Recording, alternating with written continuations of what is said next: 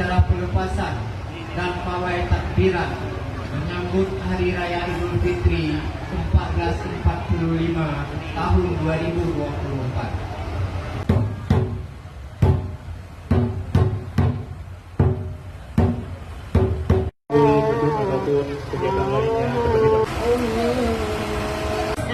Dilepas.